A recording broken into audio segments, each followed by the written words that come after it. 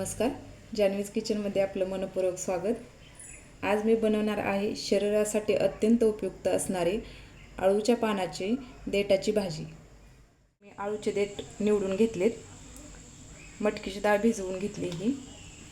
तुम्ही कोणतीही डाळ वापरू शकता दुसरी। त्यानंतर जाडसर कूट घेतलाय 2 चमचे।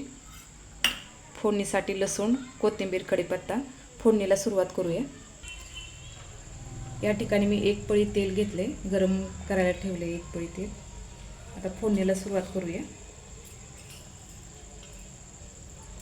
जिरे, मोहरी, लसूण टाकून घ्यायचं।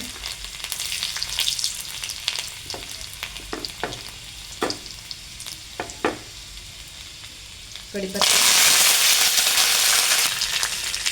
अर्धा चमचा लाल चटणी,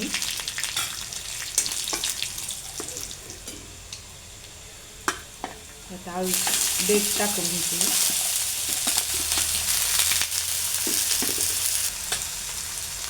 भिजवलेली डाळ टाकून घ्यायची यामध्ये।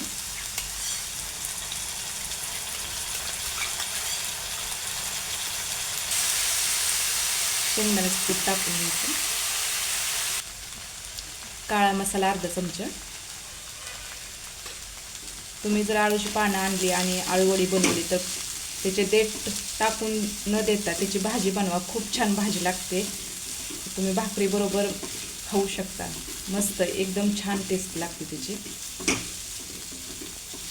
आणि शरीरासाठी पण पौष्टिक असते, अशी उपयुक्त असते ही आळूची देठ। कोथिंबीर टाकून घ्यायची थोडीशी। धने पावडर घेतली अर्धा चमचा, चवीनुसार मीठ। या ठिकाणी मी अर्धा चमचा चाट मसाला घेतलाय। या चाट मसाल्यामुळे खूप छान टेस्ट लागते। आता यावर ताट झाकून घ्यायचं, 5 मिनिटं मंद गॅसवर वाफलून घ्यायची।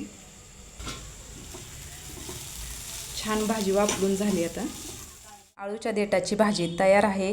एकदा नक्की करून बघा। आवडली तर लाईक, शेअर, कमेंट आणि सबस्क्राईब करा। थँक्यू।